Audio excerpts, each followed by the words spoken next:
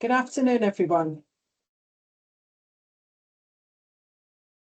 You should all have come in, I think, automatically muted. Can I just put a couple of thumbs up in the chat? So I just want to make sure everyone can hear me.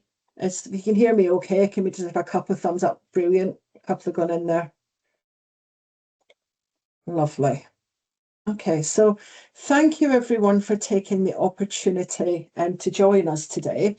So my name is Gill. I am the Managing Director of Lighthouse, and I'm going to just share some time today to just take you through a little bit around Lighthouse, how we work with CITB, and how we can sort of use the resources we have to develop managers together. One of our passions, which I will come on to share in just a second.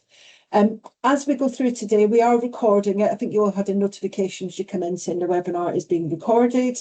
When we're finished today, Alan will send a copy of the slides and the recording out to everyone that's here. We're going to be, as we're going through it, I'm going to take you through it. I reckon I'll be probably 20, 30 minutes. I want to talk you through some bits and pieces. If you have questions as we go, please do put them in the chat box. I'm hoping we'll have some time at the end to come back and just do as many questions as we can. So if you're thinking it, just pop it in the chat box. And as I say, when we're finished, I'll answer as many as I can. I do have my colleague Vicky in the background. Vicky is taking care of all the admin. I'm around today, so if anyone has any issues, they can't hear, they can't get in or anything like that, again, just put a note in the chat box and Vicky will pick that up and deal with that for you. So I will get started. So I want to take you through today a little bit around who we are at Lighthouse. I know there's some people on the call who know us and already work with us, so welcome back. For those of you who don't, I'm just going to take you through a very brief history of Lighthouse, who we are and how we work. I'm then just going to share some, really my views and some stats around why developing leaders and managers is so important. And I think the fact that you're on the call today probably means you agree with that. But sometimes you need that the ammunition, if you like, to get other people to invest in developing it. So I'll take you through a little bit around that. And we'll finish that by just really summarising, what's in it for each organisation that invests in their managers, but also what's in it for the managers themselves who do attend the training and do develop their skills. I'll then highlight some of our CITB workshops. I'm going to take you through our most popular ones. I'll go into a little bit of detail, and then I'm just going to share some of the other ones we do. I think there's around 15 we currently offer. I'll talk a little bit about how to book and claim the CITB funding. Obviously, there's been some changes in that recently, which I'm sure you're all aware of. So I'll talk you through how that's working for now. As I said, there'll be some time for any questions at the back end of the call. And then I'll just do some summary around next steps, perhaps for any of you who want to make any bookings or find any additional information. So a little bit about Lighthouse. So leadership and management is what we do first and foremost. And we work in a huge number of different sectors, organisations, and everything we do is around people, people who lead, people who manage, and all the associated skills around that. So we've been around since 2012, and we're based in Suffolk, but we do cover nationally and internationally, even for a few clients, but most of what we do is in the UK. You can see from the slide there that we are an approved centre for the Chartered Management Institute, the CMI, and the Institute of Leadership and Management, the ILM, and we have been with both of those for a number of years. And although those don't necessarily feature in the workshops that we deliver specifically for construction, it just gives you a degree of understanding around our capability and the quality elements of what we do. We also deliver apprenticeships in a range of topics, again, related to broadly leadership and management, and a couple of other ones that sort of sit around the side. And we've done that for nearly 10 years now. So again, I'm not going to be talking about apprenticeships today, but if anyone's interested, do get in touch for further information. And from a CITB perspective, we've been working with the CITB now for about 3 years as an approved training organisation, and now a member of the new training provider network. And again, we've got a significant or quite a rich history working within construction. And it's all about combining our experience of great leadership and management with the world of construction. So contextualizing is really important when we're working with you guys. So just a very quick introduction, some of the organisations we work with. I think there might be a couple of these actually on the call with us today. We work, I think at last count, I counted about 120, 130 different organisations that we work with, ranging from big names, national names who run quite structured programs of delivery with us, to others who may just have a manager here and there who wants a particular topic. And we love working with each and every one of you. So I'm hoping for those of you who don't currently work with us, we can add your name to this list going forward. So my view on developing leaders and managers and why is this so important? And this for us is why Lighthouse exists. Because I think we've all had experience in the past of good managers, hopefully, and you remember them. And it's all about how do you feel when you've got a manager who's really supportive, engaging. It's a completely different feel to working with a poor manager, someone who's not very good at the job, disinterested, disengaged, doesn't support you. And I think, from your own experience, you remember the good and the bad for very different reasons. But, quite simply, the relationship that each member of staff has with their manager is probably the most important relationship in the organisation. This is where people decide to stay or leave. And this gives the tone of actually what the organisation is all about. It's not about the organisation. And you can say that, people lead managers, not companies. And that is so true. Think about perhaps when you've moved on.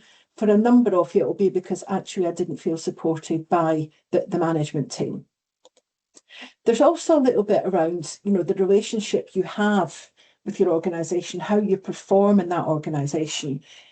There's a direct correlation there. If you have a good management experience, you will typically enjoy working for the organisation, you'll do a better job. And following a movement which we've been involved with now for nearly 20 years, called Engage for Success.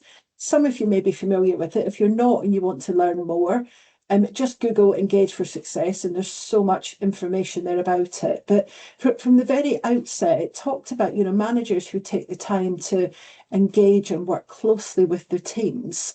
Some of the stats there are quite significant. Increased productivity, increased profitability, happier customers, staff stay, your turnover's low, they're more innovative, they're more productive. And things like, health and safety incidents, accidents are significantly reduced when you've got an engaged workforce and engaged management team who really want to do a good job. So that's just a bit of a snapshot. There's so much I could share on this one, but the organisations who don't develop their leaders and managers typically don't perform as well as those who do. And there's so many studies around this. So the first one I want to just jump into a little bit is Chartered Management Institute, who we work with. They do a whole range of studies and thought leadership, obviously around the subject. And this is from one of their reports about leadership and management in 2030, it's called. I've put the link at the bottom of the slide for those that want to read it going forwards.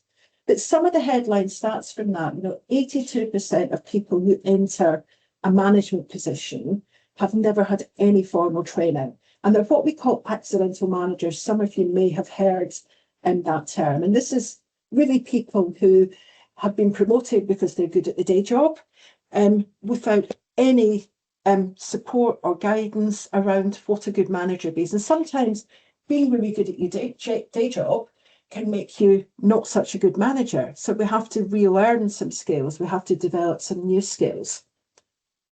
And again, sitting alongside that, around 50% of managers don't have any specific qualifications.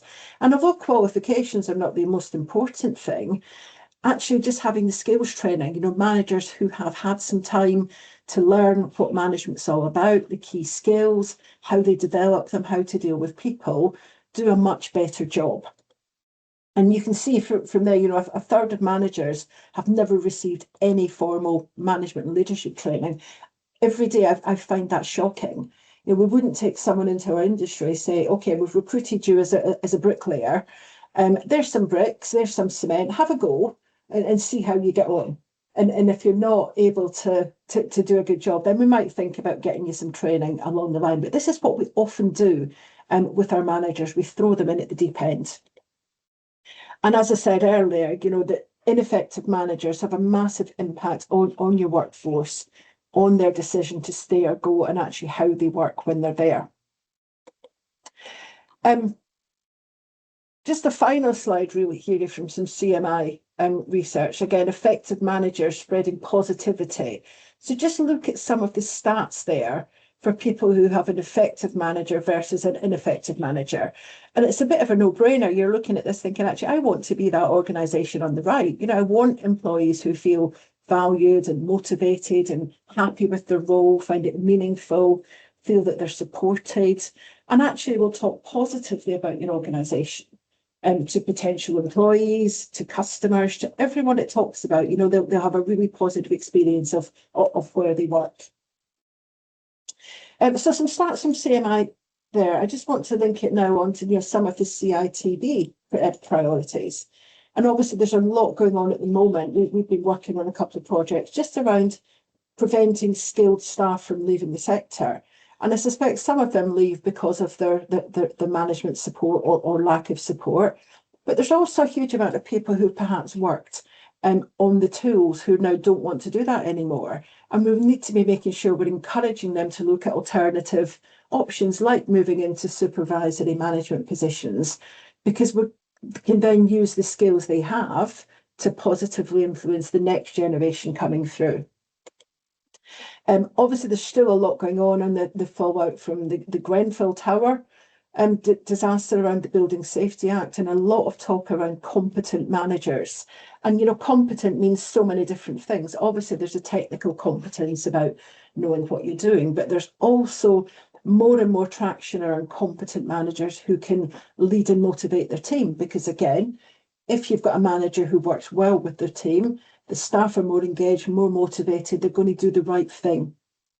So that's still a massive priority in the sector. We know there's increased demand for skilled construction workers, to meet future needs, including management. I was reading some stats the other day. I think they need about an extra 1,000 managers a year over the next 5 or 6 years just to keep up with growth. We know productivity. Again, we want increased productivity. We want people to do as much as they can. And again, skilled managers contribute to that. And then just generally building a motivated and engaged workforce for the future. We want people to want to work in construction, to influence other people to come into construction. And if people are having positive experiences, that's all going in the right direction. So there's just a bit of CMI perspective there on why developing the managers is so important. And really just to summarise, it's a win-win. If you're an organisation who invest in developing your managers, you're going to get competent managers who'll take responsibility. They're going to sort of engage a positive workforce. They're going to increase productivity, increase profitability, reduced health and safety incidents, staff turnover. And as I said earlier, do have a look at the Engage for Success movement. There's lots and lots of case studies around that, demonstrating exactly those things, the organisations, what they get out of it. But then also for your managers, if you're a manager who's working for an organisation who's investing in you in that role, first and foremost, you understand what good looks like. So you're able to go out there and do your very best job.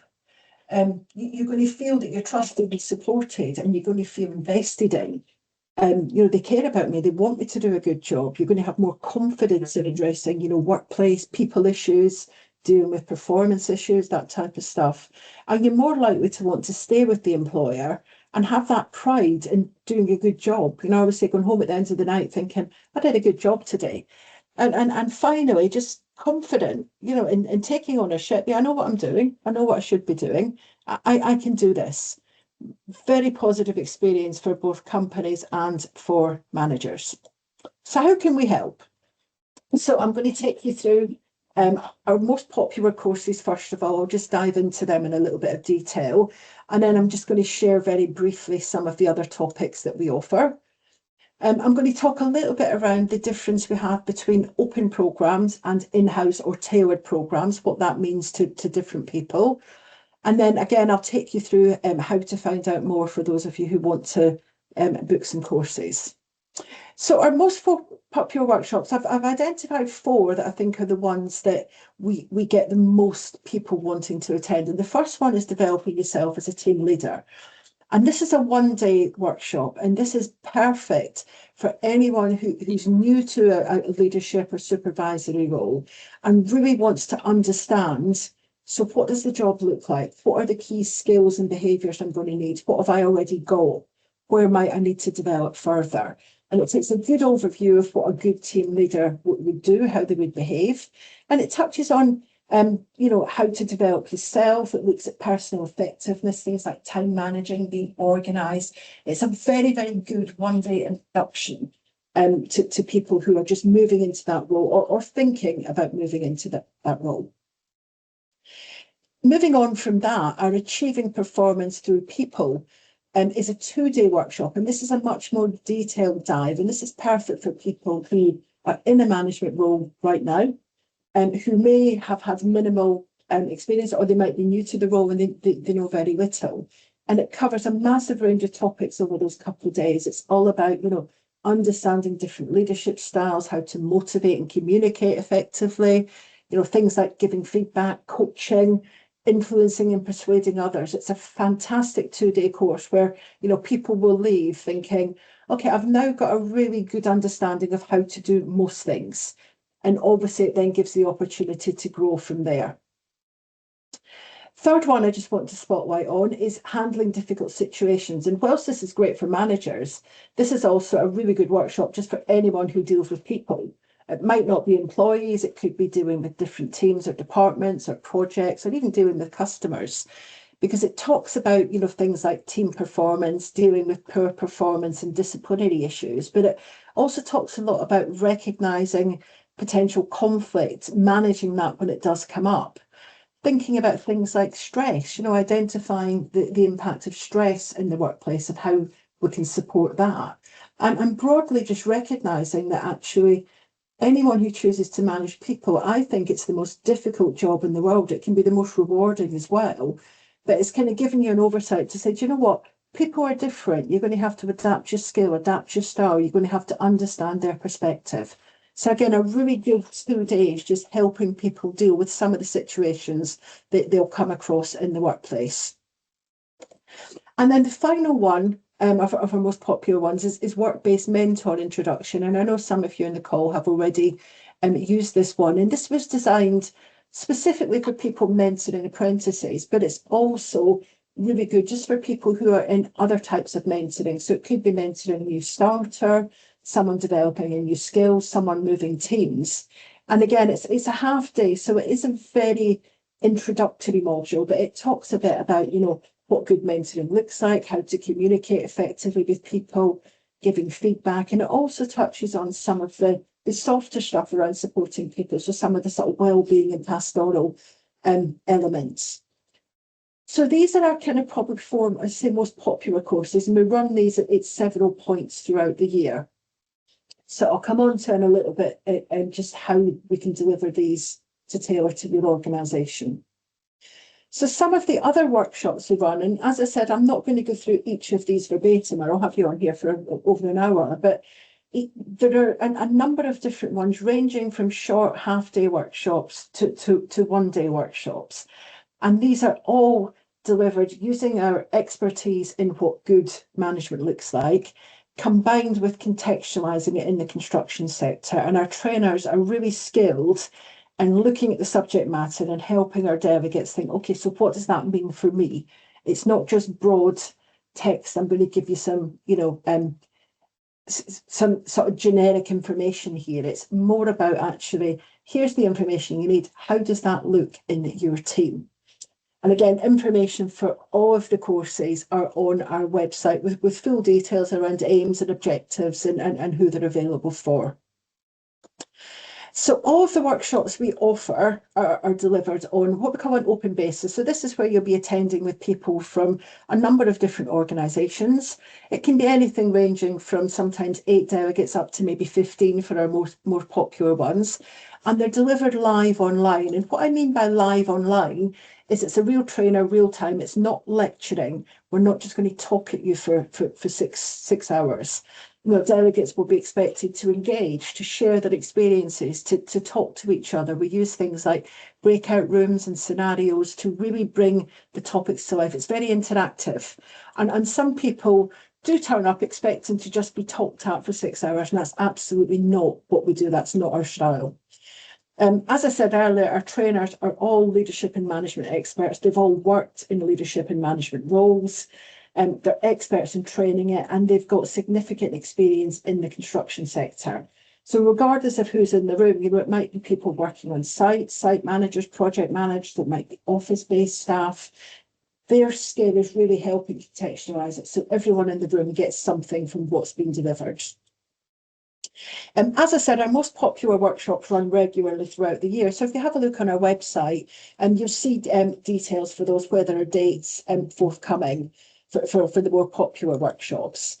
Some of the other workshops that are not as regular, we run based on demand. So broadly speaking, if you come to us and you say, actually, I'm interested in attending this course, our CITB team will keep a note of who's interested, and as soon as we've got sufficient numbers, we'll then organise a date and communicate that with you.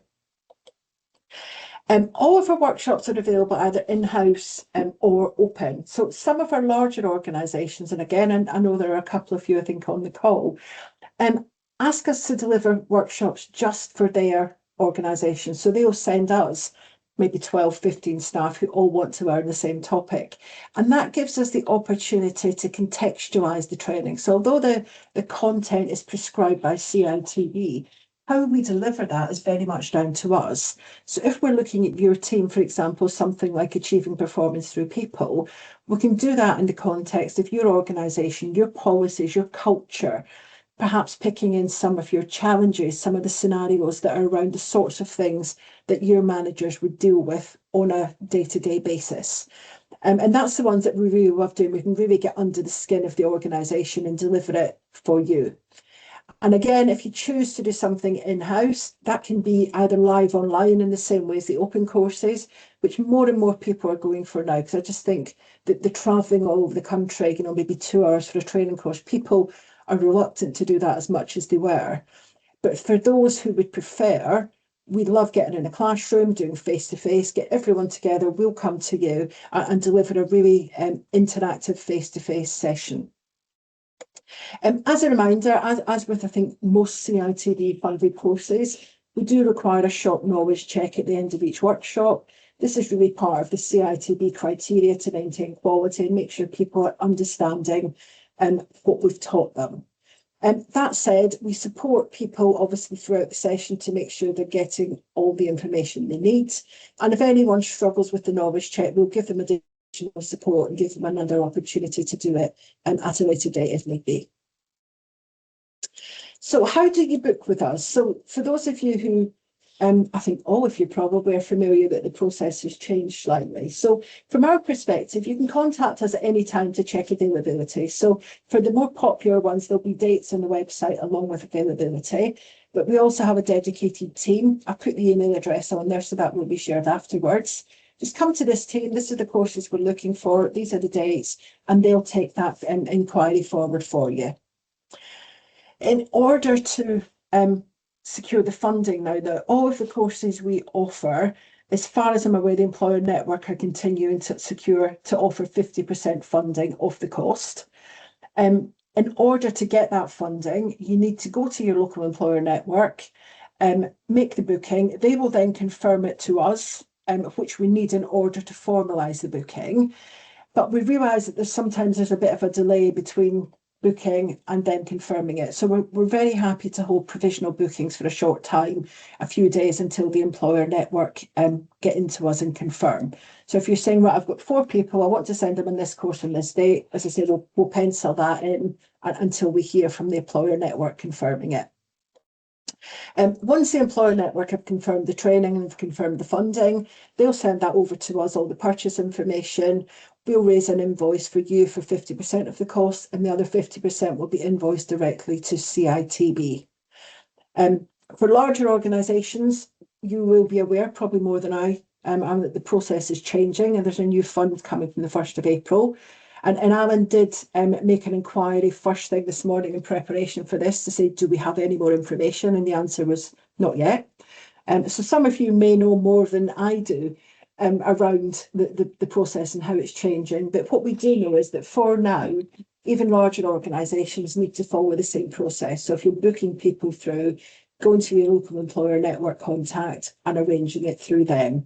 We have had a number of our larger organisations who are doing that, and that seems to be working fine for now. Obviously, once we understand the new way of doing it and the new fund is launched, we'll be back in touch with those of you who work with us. But from a funding point of view, what we typically do, if you're looking to deliver something in-house, we charge you what we call a day rate. So if you've got around 12 people attending, it's typically cost effective for you to do something in-house. But again, if you're looking at those options, we'll work with you, we'll look at what you're trying to achieve, and we'll put forward the best option for you. So final slide from me really is just around next steps. So for those of you who want to book anything, again, you can book either via the website or by contacting our dedicated email address. For those of you who are thinking, actually, we might want to consider something in-house or a little bit tailored to our organisation, or you just want to have a further chat around some of the courses to think what it would be for you, if you get in touch with Alan, who's also on the call, he's in the background there, and what Alan will do is he'll just book some time for you to have a quick chat around what you're trying to achieve. And we're also, within that context, very happy to look at challenges you want to resolve that don't necessarily fit into any of the CITB boxes. We can still have a chat around how we could perhaps make those work for you and whether or not any funding might be available for that. If you want to book, and again, you're not familiar with the process, you need to contact your local employer network. Again, I've put the link in there for who the contacts are for each area, for those of you who might not know that. I suspect, again, most of you will know who the people are. But, you know, they're in my experience for now, they're managing pretty well with the additional workload. They're getting bookings through to us. It all seems to be going relatively smoothly, just getting our head around the new process. But time will tell whether or not that evolves as the new process works. So that's pretty much everything I wanted to share with you. I hope it's been useful in terms of giving you the why this is so important. And again, perhaps giving you some stats to go back to your organisation with to say we really need to be investing in our managers. But I'm now very happy, you know, to take any questions. I don't think there's anything in the chat, and I'm hoping that's because I've covered everything. But if anyone does have anything they want to add, I'm just going to give it a couple of seconds to see if anything comes through in the chat box for now. You're also able